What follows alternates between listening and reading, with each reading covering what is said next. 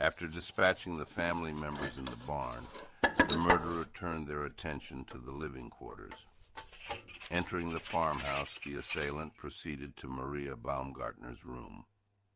Having only arrived that afternoon, Maria was likely unacquainted with the farm's nocturnal sounds and may have been resting after her journey. She, too, fell victim to the assailant's ruthless attack, succumbing to fatal head injuries inflicted by the same mattock. The final victim was 2-year-old Joseph, who was asleep in his bassinet in his mother's room. The innocence of his slumber was no shield against the assailant's malevolence. The toddler was mercilessly struck down, his life extinguished before it had truly begun. In the aftermath of the slaughter, the murderer took deliberate steps to conceal the atrocities. The bodies in the barn were meticulously covered with hay, while those inside the house were shrouded with bed linens.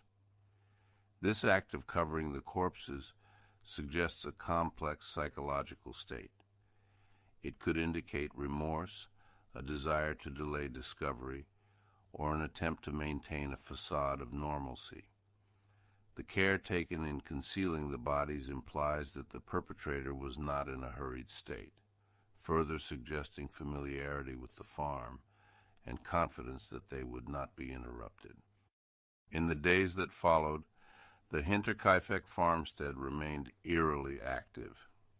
Neighbors reported seeing smoke rising from the chimney, and the livestock appeared well fed.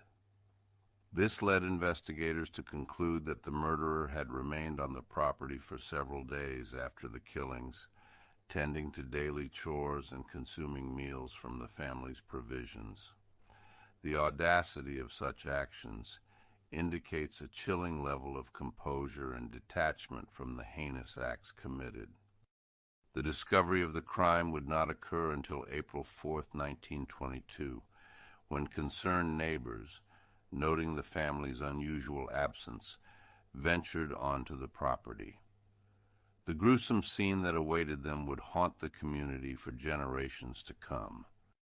The arrival of Maria Baumgartner at Hinterkaifeck was meant to usher in a period of assistance and relief for the Gruber family. Instead, it coincided with a night of unparalleled horror, culminating in one of Germany's most infamous unsolved massacres. The events of that fateful evening remain shrouded in mystery, leaving behind a legacy of unanswered questions and enduring sorrow.